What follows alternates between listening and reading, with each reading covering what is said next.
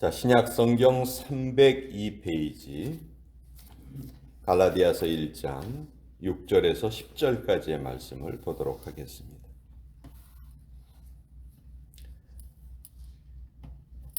갈라디아서 1장 6절에서 10절까지의 말씀, 우리 같이 하나님의 말씀을 받들어 읽겠습니다. 시작. 그리스도의 은혜로 너희를 부르신 이를 이같이 속히 떠나 다른 복음을 따르는 것을 내가 이상하게 여기노라. 다른 복음은 없나니 다만 어떤 사람들이 너희를 교란하여 그리스도의 복음을 변하게 하려 함이라. 그러나 우리나 혹은 하늘로부터 온 천사라도 우리가 너희에게 전한 복음 외에 다른 복음을 전하면 저주를 받을지어다. 우리가 전에 말하였거니와 내가 지금 다시 말하노니 만일 누구든지 너희가 받은 것 외에 다른 복음을 전하면 저주를 받을지어다.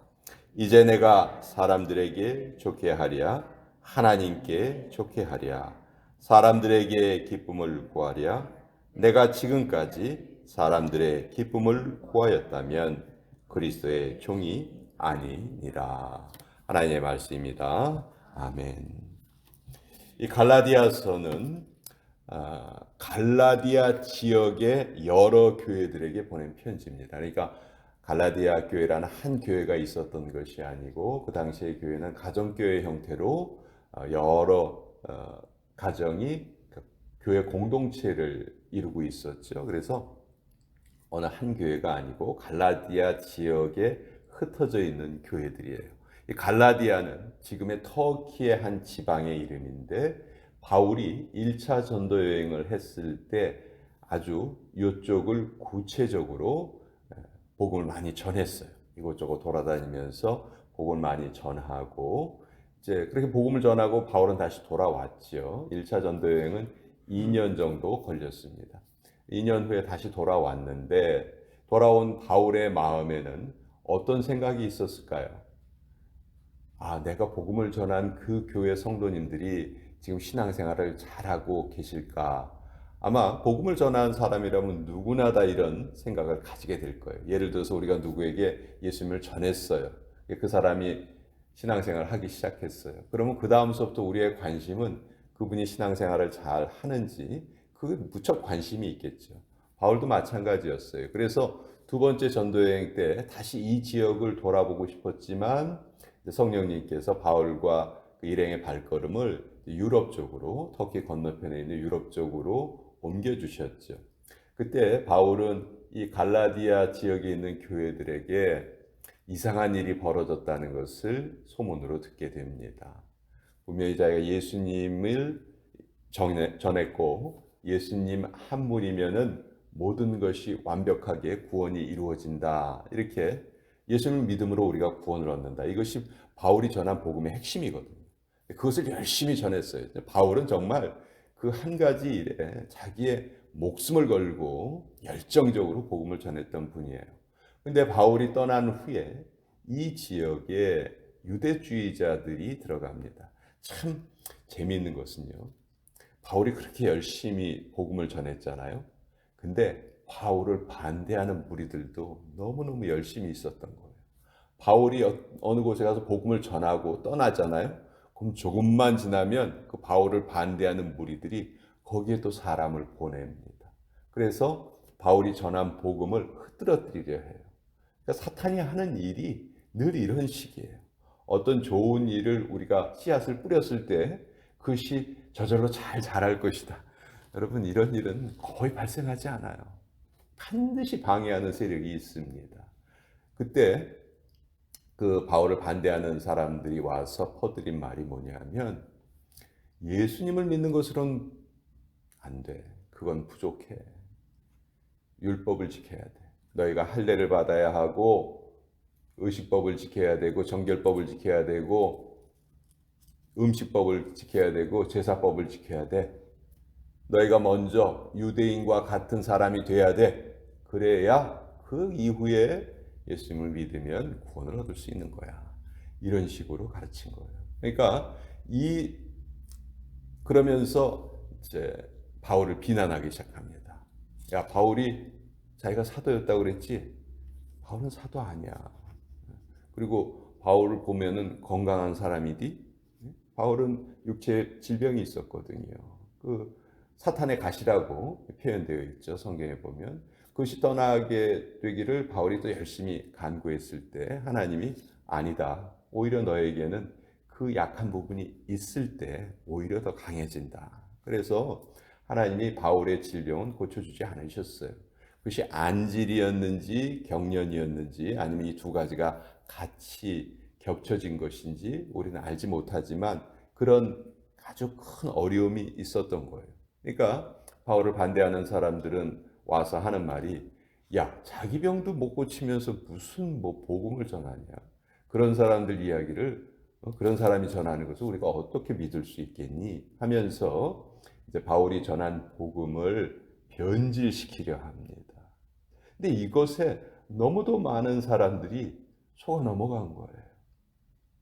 이제 바울이 그 소식을 듣고 그 마음에 안타까움과 또 분노와 또 이런 여러 가지 감정 그리고 갈라디아 성도들을 끝까지 사랑하고 싶은 그 마음 이런 것들이 잘 합쳐져서 나타난 글이 갈라디아서예요. 바울이 웬만하면 눈이 안 좋기 때문에 편지를 대피를 시켰어요. 누가 대신 자기가 불러주고 글씨를 대신 써주는 사람들이 있었는데 로마서 같은 경우도 이제 더디오라는 사람이 대피를 해서 베베라는 여자 집사님이 로마 교회에 전달하고 그러거든요. 근데 직접 자기가 쓴 편지가 딱 두 개가 있어요. 13통의 편지 중에서 이 빌레몬서하고 이 갈라디아서는 바울이 친필로 적습니다. 그만큼 바울에게 이 갈라디아 사람들에게 보내는 편지는 아주 급박한 편지였고 긴급한 편지였고 여기에서 보면 바울이 이 편지에 평소에는 잘 쓰지 않는 말들을 써요. 저주란 말을 씁니다. 8절 뒷부분을 한번 보세요. 다른 복음을 전하면 저주를 받을지어다. 또 9절 뒷부분에도 다른 복음을 전하면 저주를 받을지어다. 웬만해서는 편지에 내가 너를 저주한다란 말 쓰겠어요. 그것도 두 번이나 쓰잖아요. 그만큼 바울이 지금 거짓 복음을 전하는 자들에게 분노하고 있는 거예요. 거짓 복음이라는 것은 사실 성립이 안 되거든요. 복음은 그냥 기쁜 소식, 좋은 소식, 예수님께서 우리를 대신하여서 모든 죄값을 다 치러주셨다. 너무너무 기쁜 소식이거든요. 사실 이 복음에는 다른 복음이라는 것이 있을 수가 없고 또 첨가될 부분이 있을 수가 없는 거예요. 예수님이 모든 것을 다 이루어 주셨기 때문에 예수님이 십자가에서 돌아가시면서 내가 다 이루었다 그렇게 말씀하셨거든요. 그러니까 다른 것이 더해질 필요도 없고 이유도 없는 것인데 인간의 연약함이 다른 것을 자꾸 더하려고 합니다. 그래서 바울은 아주 섭섭한 마음, 격한 심정으로 이 갈라디아서를 쓴 거예요. 그래서 6절에 이렇게 돼 있죠. 그리스도의 은혜로 너희를 부르신 이를 이같이 속히 떠나. 다른 사람들이 와서 조금 다른 소리를 했다고 해서 금방 예수님의 복음에서 떠나서 다른 복음을 따르는 것을 내가 이상하게 여기노라. 이상하게 여긴다는 말은 아주 점잖게 표현한 것이고 정말 어리석은 짓이다. 그렇게 해서는 안 된다. 아주 바울의 그 마음이 여기 잘 표현되어 있어요. 7절 다른 복음은 없나니 다만 어떤 사람들이 너희를 교란하여 그리스도의 복음을 변하게 하려 함이라. 이단들은 이런 특징을 가지고 있죠. 자기들 입맛에 맞게 자기들 이익을 추구하기 위해서 복음을 변질시키려 합니다. 그리고 거기에 또 수많은 사람들이 또 속아서 넘어가는 것이죠. 네, 8절 그러나 우리나 혹은 하늘로부터 온 천사라도 우리가 너희에게 전한 복음 외에 다른 복음을 전하면 저주를 받을지어다. 예수 그리스도의 은총 외에 다른 어느 것이 더 필요하다고 말하는 그것은 다 거짓말이다. 그런 것을 전하는 사람들은 저주를 받아 마땅하다. 바울은 아주 너무너무 확고합니다. 그러면서 이런 것에 조금이라도 다른 생각을 가지고 있거나 그런 사람들을 향해서 10절에 이렇게 말해요. 이제 내가 사람들에게 좋게 하랴 하나님께 좋게 하랴 사람들에게 기쁨을 구하랴 내가 지금까지 사람들의 기쁨을 구하였다면 그리스도의 종이 아니니라. 사실 우리 사람들이요 좀 양심이 있기 때문에 무언가를 공짜로 받는 것을 기뻐하면서도 꺼려합니다. 공짜로 주면 처음에 좋다고 그래요. 그렇지만 너무 큰 것을 우리에게 누가 공짜로 줬다. 그러면 그거 받을 때 괜히 부담이 생겨요. 내가 나도 좀 뭔가를 좀 해야 되지 않을까? 나도 이렇게 다른 것을 좀 보답을 해야 되지 않을까? 그런 생각이 들어요. 우리가 구원을 얻을 때에도 이런 생각이 듭니다. 예수님께서 우리를 위해서 모든 것을 다 이루어 주셨다. 우리는 예수님을 단지 기쁨으로 받아들이기만 하면 된다. 너무너무 좋은 소식인데 뭔가 내가 너무 큰 선물을 받았는데 내가 뭔가를 좀 보답해야 되지 않을까? 이거는 아주 잘못된 생각이에요. 이제 우리가 무엇을 보답한다면 거기에 대한 감사한 마음으로 정말 하나님의 말씀을 잘 지키면서 살면은 그 하나님 기뻐하시는 거죠. 근데 내가 예수님 이렇게 큰 걸 주셨어요. 세상에. 저도 좀 예수님께 좀 드릴게요.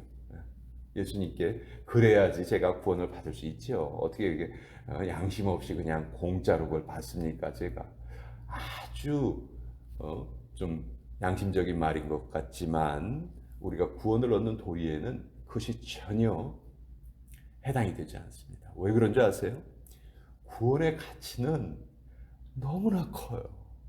우리가 계산할 수 없을 정도로 커요.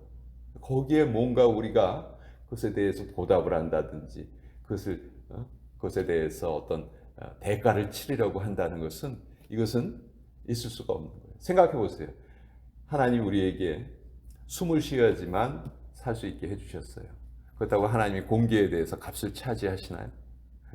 우리 하다못해 자동차 움직일래도 가스가 필요하고 그거 공짜로 안 되고 그거 돈 주고 써요. 그렇지만 자동차 못 움직인다고 해서 우리가 죽지는 않아요.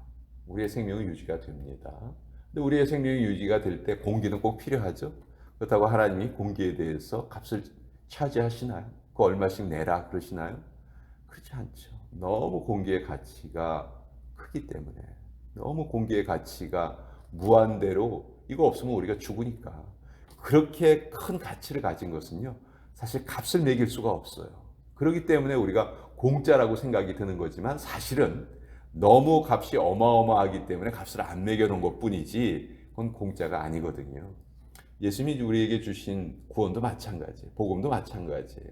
그것이 왜 공짜냐면 너무 어마어마한 가치를 가지고 있기 때문에 그 값을 매길 수가 없어요. 하나님 만약 그것을 구원을 돈을 주고 판다고 한번 생각해 보세요. 얼마쯤 돈을 지불을 하면 그 값이 정당한 값일까요? 그거는 온 우주를 다 맞바꾼다 해도 온 우주와 맞바꾼다 해도 그 가치와 대등해질 수가 없어요. 그만큼 소중한 가치를 지녔기 때문에 하나님은 그것을 우리에게 은혜로 주신 거예요. 근데 이것을 자꾸 사람들은 거기에 뭔가를 더하려는 그런 생각을 하고 있는 것이죠. 그래서 바울은 그것은 바른 것이 아니다. 이제 내가 사람들에게 좋게 하랴 하나님께 좋게 하랴. 하나님의 뜻은 누구든지 예수님을 믿는 자에게 은혜로 구원을 주시는 것이 하나님이 정하신 뜻이기 때문에 그것을 우리가 기쁨으로 감사함으로 받아들이면 되는 것이다. 아주 정확하게 복음에 대해서 말을 하고 있습니다. 이 갈라디아서는 종교개혁을 주창했던 마틴 루터가 가장 사랑했던 복음서예요. 편지 글이에요. 그래서 자기 아내의 이름을 따서 자기 아내 이름이 캐서린이었는데 캐서린 캐서린 서신이다라고 부를 정도로 이것을 그렇게 사랑했다고 해요. 로마서와 갈라디아서는 내용이 아주 흡사해요. 근데 로마서는 좀 더 체계적으로 썼다고 하면 갈라디아서는 자신의 감정이 더 많이 들어가 있고 그렇기 때문에 어떻게 보면 복음의 그 원초적인 그 힘을 우리가 느낄 수 있어요. 바울은 갈라디아 사람들이 바울에 대해서 들은 말로 이제 비난을 하거든요. 그것에 대해서 다 자기의 약점을 인정을 해요.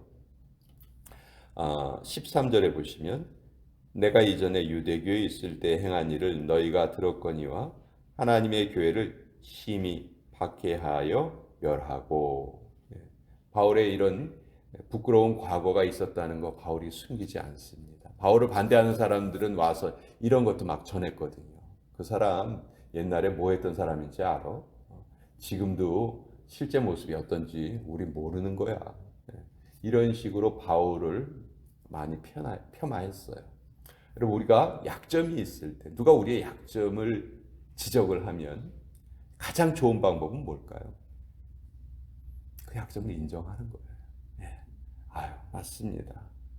제가 그렇게 참 약한 부분이 있네요. 참 부족합니다. 예. 그렇지만 저는 그래도 하나님의 은혜로 살고 있습니다. 이것이 가장 좋은 태도예요. 야, 나만 뭐 잘못했냐? 넌 잘못한 거 없냐? 이러면 또 싸움이 되는 것이죠. 그래서 약한 부분을 지적했다는 것은 그건 정말 또 감사한 일이에요. 우리 연약한 부분이 있다는 것을 내가 내 스스로 모를 때가 많거든요. 근데 누가 이렇게 지적을 해준다면 고치면 되는 거죠. 내가 인정을 하고 고치면 되는 거예요. 그리고 그럼에도 불구하고 하나님이 나를 지금까지 은혜로 이끌어 오셨다. 이번에도 이 약점을 또 고치게 하셔서 더 좋은 모습으로 나를 바꾸어 가실 것이다. 누가 나에게 약점을 지적을 할 때 우리의 올바른 태도는 겸손함으로 그것을 인정하는 것이다. 바울이 그것을 아주 잘 보여준다고 저는 생각을 합니다. 자, 오늘 이 갈라디아서를 통해서 복음에는 다른 복음은 있을 수가 없다. 예수님이 전해주신 예수님이 행하신 그 일로 우리는 완벽한 구원을 얻는다. 다른 어느 것도 더하거나 뺄 수 없다. 그렇지만 오늘도 우리가 선을 행하면서 살아가는 것은 그 복음에 감사하는 태도로 살아가는 것이지 그 복음의 어떤 대가를 지불하는 것은 아니다 하는 것을 정확하게 알고 또 우리의 신앙생활 같이 진행하도록 하겠습니다.